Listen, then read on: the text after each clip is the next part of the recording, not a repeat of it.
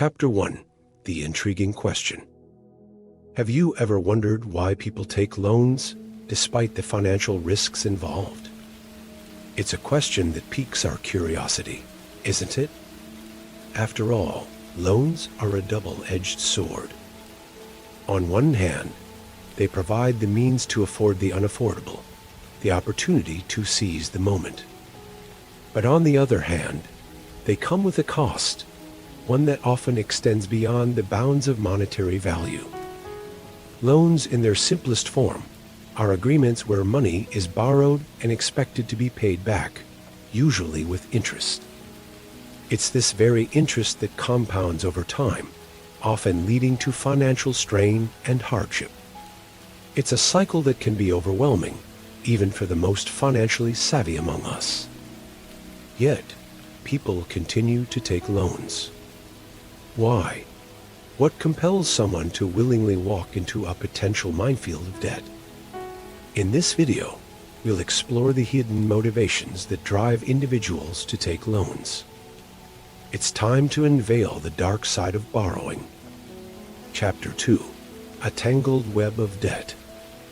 Meet John, a hard-working individual who fell into the trap of loans. John's story is not unlike many others. He was a diligent worker, always striving to provide the best for his family. But life, as unpredictable as it is, threw a curveball at him. A sudden illness in the family, combined with unexpected layoffs, pushed him into a corner. It started with a single loan.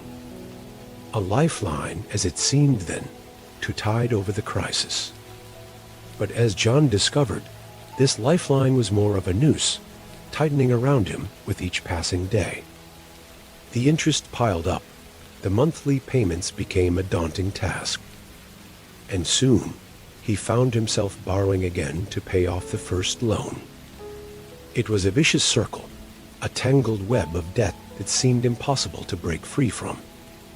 John's nights were sleepless, his days filled with anxiety. The emotional toll it took on him was immeasurable. He felt trapped, like a bird in a cage, its wings clipped, unable to fly. His family, too, was affected.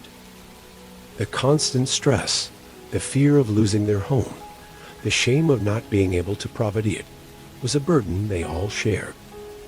It was a silent struggle, fought behind closed doors, away from the prying eyes of the world. John's story is not unique. It's a tale shared by millions across the world who find themselves ensnared in the trap of loans. It's a story of desperation, of choices made under duress, of dreams shattered under the crushing weight of debt. But let's take a step back. What led John to this point? Was it just a series of unfortunate events? Or was there more to it?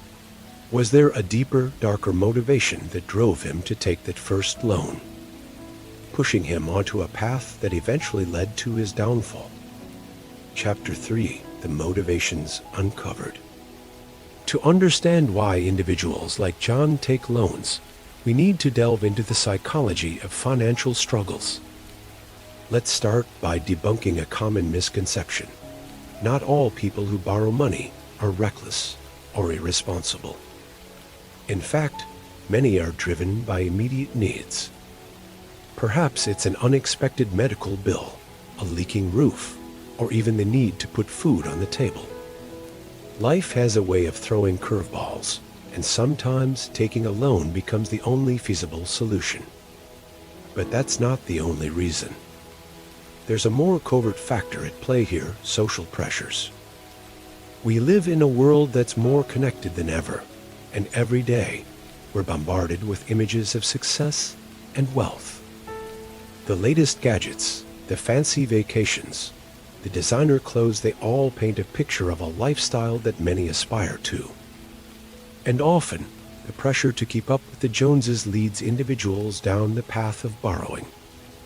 Then there's the issue of financial literacy, or rather, the lack of it. Many people don't fully understand the implications of taking a loan. They see the immediate relief it provides, but often overlook the long-term financial consequences. They may not comprehend the intricacies of interest rates or the impact of a poor credit score. And in their rush to solve a pressing problem, they may sign up for a debt that becomes a heavy burden in the long run. Research supports these points.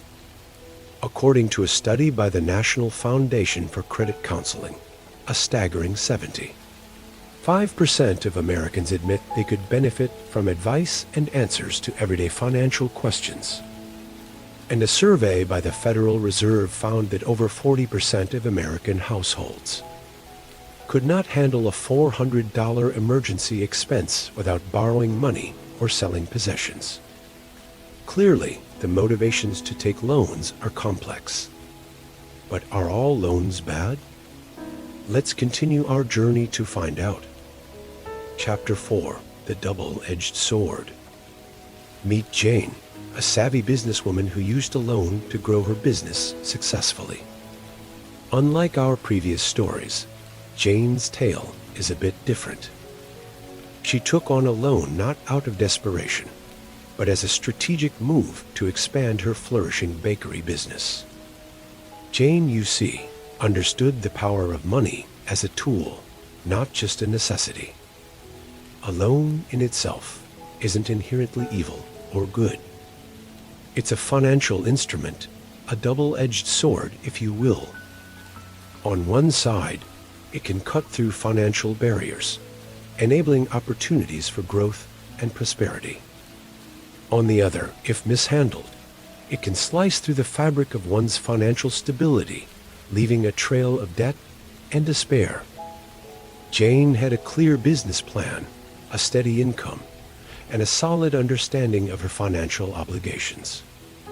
She knew exactly how much she could afford to borrow, and more importantly, how and when she would pay it back. She didn't see the loan as free money, but rather as an investment into her business. An investment that needed to yield returns to be worthwhile. She also made sure to shop around, comparing interest rates and terms from various lenders to get the best deal. Jane understood that every percentage point mattered and could significantly impact the total amount she would eventually repay. Despite the challenges and risks, Jane's calculated decision paid off. Her bakery expanded, her profits increased, and she was able to pay off her loan in due time. Her story is not about glorifying debt, but rather about highlighting the importance of informed financial decisions. Let's be clear here, Jane's path isn't for everyone. It requires a keen understanding of personal finance, a well-thought-out plan, and the discipline to stick to that plan. But her story serves as a reminder that loans, while often painted in a negative light, can be a viable tool when used responsibly. Jane's story shows us that loans can be a tool if used wisely. So, how can we ensure we're making the right decisions? Chapter 5: Taking Control of Your Financial Future. Making informed financial decisions is the key to avoiding the pitfalls of loans. That's a statement that deserves to be etched in our minds. In a world where loans can seem like a quick fix, it's crucial too. Remember that the real solutions often lie in our own financial habits and knowledge.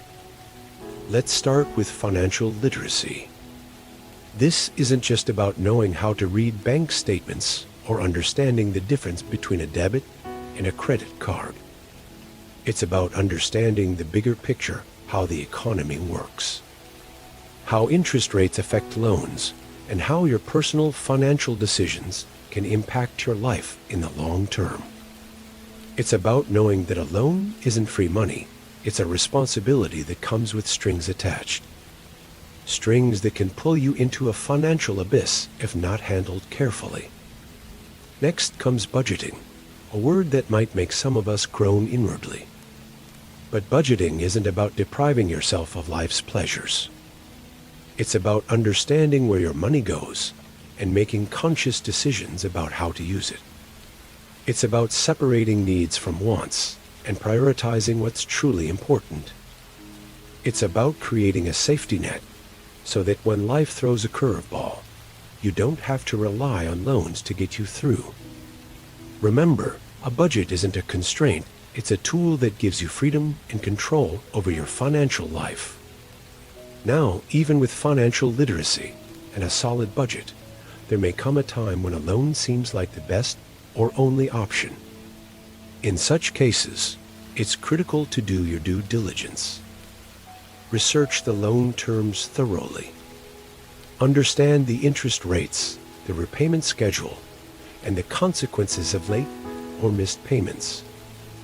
Don't be afraid to ask questions and don't be rushed into signing any agreements. Remember, a loan is a long-term commitment, and you have every right to ensure it's a commitment you can handle.